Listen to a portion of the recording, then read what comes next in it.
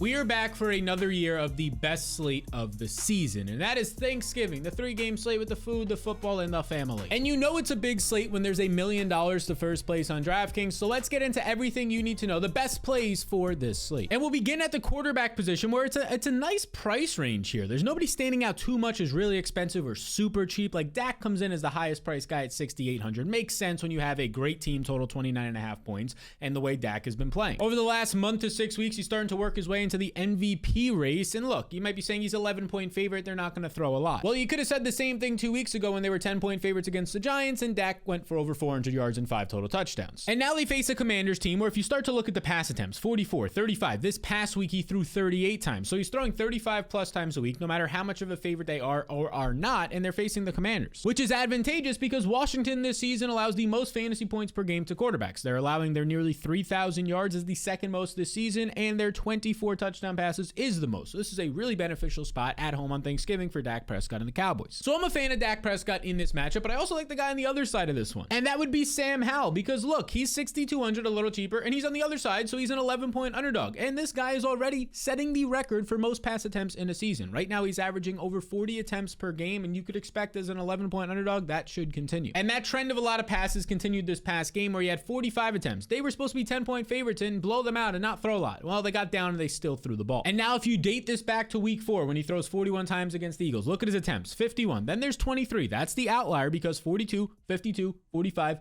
44, in this past week, 45. This guy is throwing 40 or more times in every single game but one since week 2. So you get the cheaper option here compared to Dak Prescott with a lot of stacking options, and none of those stacking options are insanely expensive between McLaurin, Dotson, even the tight end Logan Thomas. So not one guy is standing out as a must play over the other. We'll have the projections and rankings and all that up on Patreon so you can see which one grades out the best, but it really depends on the stack that you're building. I really want to try and get triple stacks on these smaller slates, so 3 players to stack up with the quarterback. Another option here would be Brock Purdy, because he's coming off of 3 straight games with 20 plus fantasy points, and he has a nice team total based on what his price point is. You can see right here on the right side of the screen, nearly a 25-point team total, 24.75. Based on his price point of $6,100, that alone makes him a little undervalued. But of course, that's not the only variable that goes into it. There's a lot of other things that are making his projection look nice here, and the matchup is one of them. He's going to face Seattle, an average to bad secondary, and the price point will probably pick up some ownership here based on how he's been playing, but at least he's the last game on the slate, so you get a little bit of late swap, which is very valuable on these 3-game massive slates. Now, outside of that, the quarterback position, I'm not really big on Jordan Love. I know he's going to be an underdog and have to throw. Not overall there on him. Geno Smith is dealing with some injuries, so there's some other,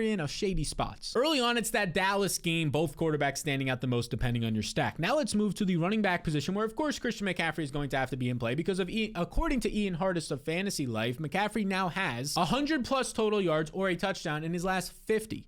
Yes, 50. There's 17 games in an NFL season. 50 games that he's been healthy. So you can expect McCaffrey averaging nearly 25 points a game over that in DraftKings land. You can expect him to be like 90+% owned on this slate, which means that it might not be a terrible idea to actually fade him if you're only playing like one lineup in the Millie Maker. Sounds crazy, but that's where you get your leverage. But if you're playing in a small to midfield, he's probably just a lock. Unless you start to build around the elite wide receivers and you go with the double wide receiver builds of Amon-Ra St. Brown and CeeDee Lamb. Let us get there in a second. But outside of that, McCaffrey is going for 20 plus points a game. He's standing out. And also, the best spot to play McCaffrey is definitely on Prize Picks, where they have a promotion here. This is as good as it gets, of course. Over a half a total yards. Rushing or receiving, if he gets a half, you win this bet. He's projected for 110.5. That's his normal line. Of course, they're just going to put this here as a promotion, so a lot of people watching on Thanksgiving, you play your brother, you tell your aunt, your uncle, so you get a lot of people involved and they get on the site. But of course, it's a free bet, so it is worthwhile. Go ahead and check it out. There's a link in the description below so you can get this bet with a free bet added on to that up to $100. Just use the code SAL, S-A-L, when you sign up over there. Now back to the running back position we go. The Detroit running backs are going to look good. Jahmyr Gibbs continues to be the guy now the last 2 weeks, even with David Montgomery back. Because as you can see from our official data partner Fantasy Life, over these last 2 games with Montgomery back, he's played exactly 58% of the snaps in each game. So he's played 58% of the snaps the last 2 weeks. That is the majority by a decent amount. And now he is not seeing elite rushing usage. It's still Montgomery, especially this past week, who saw more work on the ground. But we know Jahmyr Gibbs to be an elite pass catching back, and that's exactly what he's doing to pay off. He caught 100% of his passes against Chicago, a game where they get down, and he works in both the 2-minute offense in the first half and the second half to put up nearly 12 fantasy points in the air alone.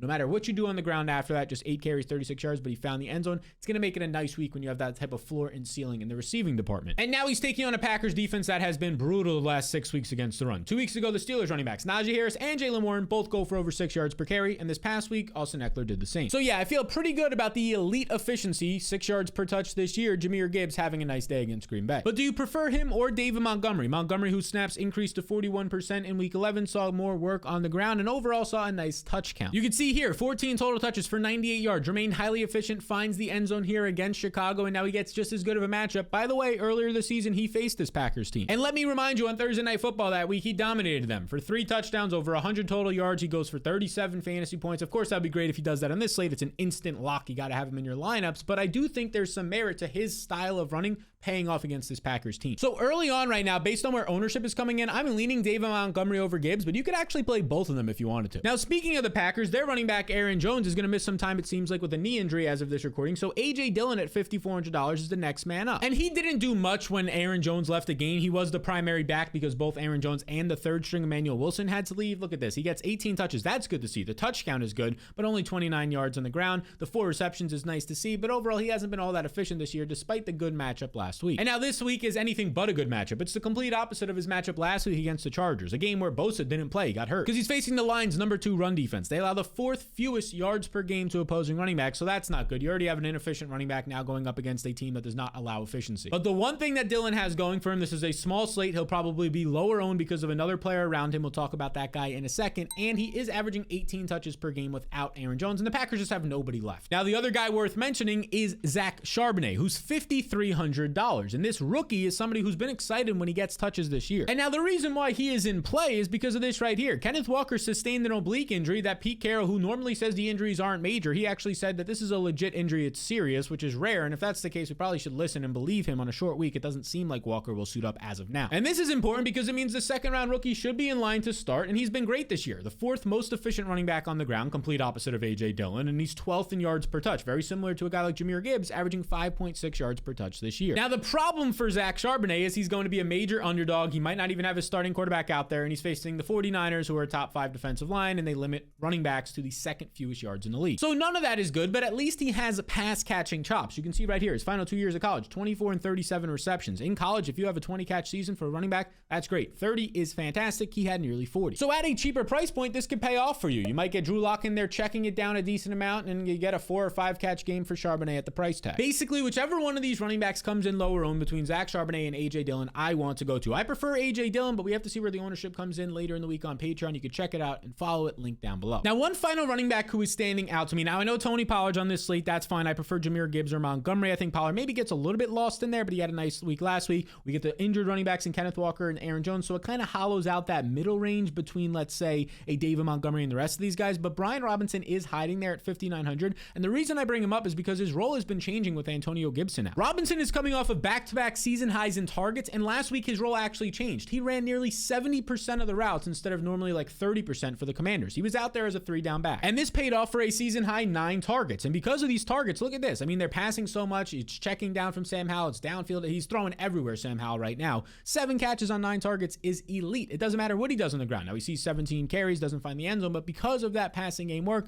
gets 24 total touches in a 20-point day. And as an 11-point underdog, with Antonio Gibson not practicing at all last week, and now it's a short week, it seems like Gibson could be highly questionable to doubtful yet again. This bodes well for Brian Robinson. I'm actually looking to pair up Christian McCaffrey, that free prop earlier, with Brian Robinson's receiving yard total in this one once it drops. So again, just a reminder to go ahead and take that on Prize Picks. It's a free bet on the McCaffrey side. Add Brian Robinson in, assuming that the yardage prop is decent, somewhere in the 20s. And now let's transition to the wide receiver position, where probably the best value on the slate, I assume you're going to get a lot of ownership here, is going to be for the Packers' number 1 receiver, it seems, in Jayden Reed at $4,200, coming off back-to-back 19-point days in fantasy, and what he did against the Chargers was impressive. Because he continued to be efficient, not just as a receiver, 4 catches, 46 yards on 6 targets, but on the ground. 3 carries, has a 30-yard rushing score. They're involving him there more. This should continue if Aaron Jones and third-string Emmanuel Wilson are out, and this guy just looks dynamic. Deebo Samuel light is what he's being called. And a lot of his success has to do with the overall play calling getting a little bit better, and part of that has to do with just Jordan Love looking more comfortable. Back-to-back games on average now during that time of over 300 passing yards. So Jayden Reed is trending nicely, and they're going to be trailing, so he should earn more targets, but this is like the perfect time where you can maybe get some leverage. Jayden Reed will definitely be be highly owned,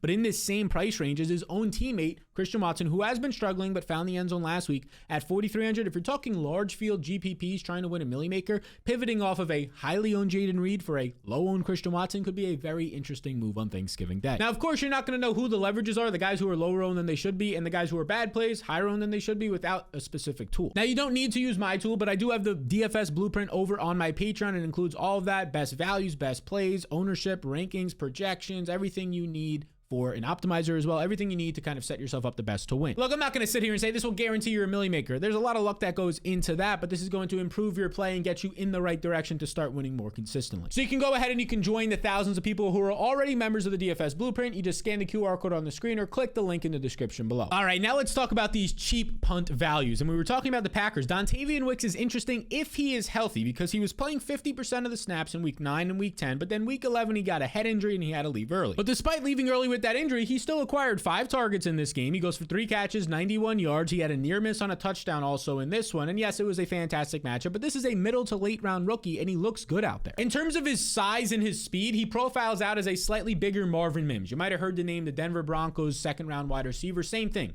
Deep threat in college. Average catch for this guy, Dontavian Wicks, was over 20 yards downfield. So again, he's dealing with a head injury, but if he's active, you're probably going to see 4 or 6 targets, and if he finds the end zone, he's paying off of that price tag in the low 3Ks. And this is the exact type of player who allows you to afford these expensive $8,000 receivers, especially when there's a Christian McCaffrey on the slate. And I'm looking at Amon-Ra St. Brown as the most sure thing that we've seen in a while. I know CeeDee Lamb is on this historic pace over the last month or so. It kind of cooled off a little bit last week, but Amon-Ra St. Brown, 32% of the targets since week 2, leads the entire NFL. And also during that time, he has 5 or more catches in every game and 100 or more yards in 6 out of 7 games. And now we get to Green Bay secondary that is banged up, losing players due to trades and whatnot. Now I should point out, because some of you might be saying, hey, the Packers secondary was one of the only units to slow down Amon-Ra this year. Only 5 catches, only 7 targets, only 56 yards. Yeah, but there's a couple of things to point out. This was a blowout, so they didn't pass a lot at all in the second half or fourth quarter. And also Rasul Douglas was covering him in this game. That slot cornerback, who is a good slot cornerback, has now moved on to the Buffalo Bills in a trade. So it's going to depend on your stacks, but I do like Amon-Ra St. Brown in this one, and if you can't stack him up, I'm not really looking to stack him up with Jared Goff. Maybe you try and skinny stack him with somebody else on the Packers, and A.J. Dillon of sorts, of somebody lower owned,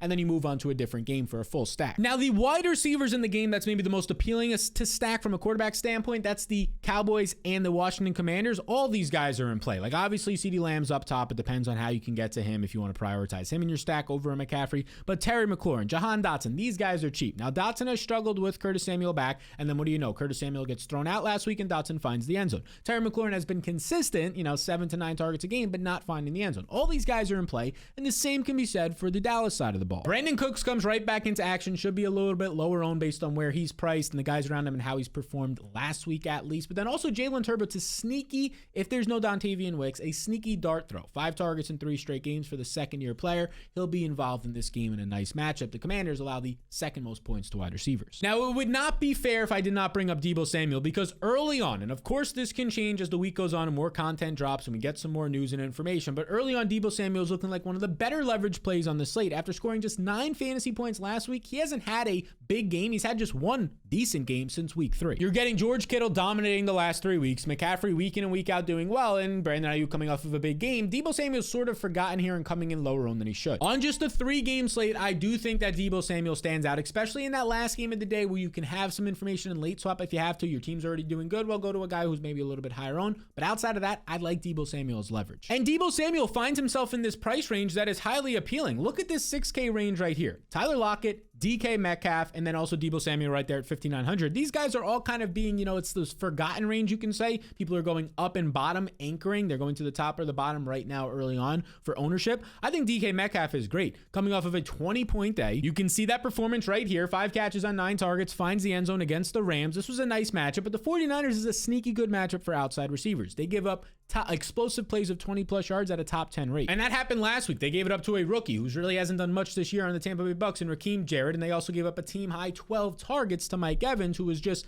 this goes away to a couple big plays if Baker Mayfield didn't let him down. So I think one of the leverage spots on this slate is that $6,000 range, as most people are going to build around either one or two of the expensive wide receivers, meaning they're going to have to go down to the cheaper 4K options more times than not to make it work, which is perfect for you if you're looking to go to DK Metcalf because he's still a walking cheat code. He ranks 4th in red zone targets and 7th in downfield usage this season. Now, the wide receiver position is deeper than other positions just by the nature of more guys being on the field, so there will be more values here. JSN basically getting 5 targets every single week. We'll see what happens there because, you know, they're going to be trailing, so throwing, but who's going to be the quarterback throwing the ball? We talked about Michael Gallup and Curtis Samuel being in play. Josh Reynolds is a sneaky flyer because he's out there running deep routes, but running a little bit less routes with Jamison Williams coming on. So the overall guys down here, Jamison Crowder seeing more usage because Curtis Samuel got ejected last week. The overall guys down here that are dart throws, your Dontavian Wicks, your Jalen Tolberts, your Josh Reynolds, they don't stand out as maybe past years where you get a guy who's normally seeing 6-7 targets more involved, but you are getting guys down here that are talented, younger players going to see 4 or 5 targets hoping for a touchdown. And now that takes us to the tight end position, where sometimes going double tight end on these slates could be interesting, especially when there's not an insanely priced tight end. Now, George Kittle at 6K is more expensive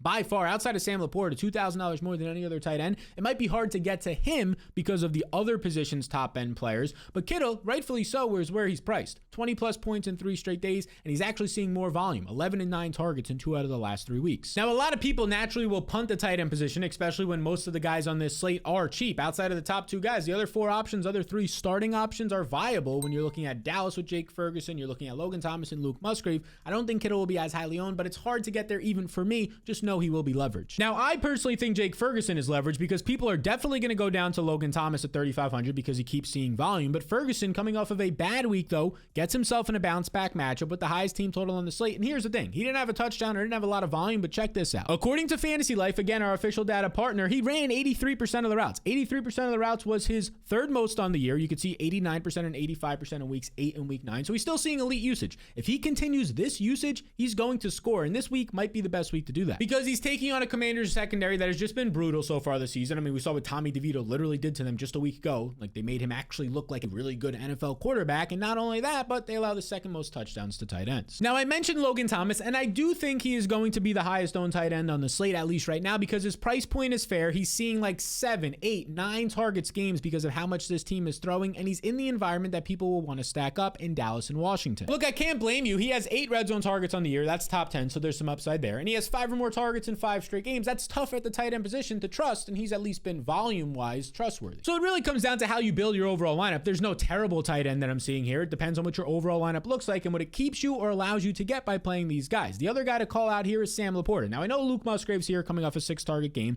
I think he's fine at 3,300, probably a better leverage play off of Logan Thomas, assuming the other spots of your lineup are highly owned. But Sam Laporta, probably it's him and Jake Ferguson as my favorite tight end plays. And the reason I say Laporta, he's off of a couple of pedestrian weeks. He's only earned 16% of the targets these last 2 games, which for a rookie tight end is great, but when you compare it to his 30% and 28% in the previous weeks, it's not as good, and it's because Jahmyr Gibbs is more involved in the passing game. But that's exactly what you want. You want people to say, Laporta's too expensive, he hasn't been great. Even though 3 weeks ago he was fantastic, he's in a nice matchup with a good team total. I think everything is fine here. It's actually good for us that he's had 2 bad weeks because his ownership will be lower. Now, of course, the price point is a little bit more expensive. You're getting $1,300 more than Jake Ferguson, $2,000 more than some of these other tight ends you can play. But if you can make it work, I think Sam Laporta is a priority in large field. Keep that in mind, large field, not your cash games, not your small field. If you're trying to win the Millie Maker, he starts to look like a nice leverage option depending on what the rest of your lineup looks like. So this is what I'm looking at as of right now for this Thanksgiving slate. Of course, I'm going to update the tools as more information and ownership needs to be updated throughout the week, and you can check that out linked down below on my Patreon and join the thousands of other people currently using the Blueprint. And also, just to let you and your family know that you'll be watching the game about that Christian McCaffrey promo. It helps me out here to spread the word about a partner, but it also helps you because it's literally a free bet. Pair it up with Brian Robinson's receiving yards and have yourself a nice turkey day. So I appreciate you all tuning in. I hope you have a great holiday, and I'll see you all. Best of luck, by the way. Win a lot of Dollaruskis. I'll see you all in the next one.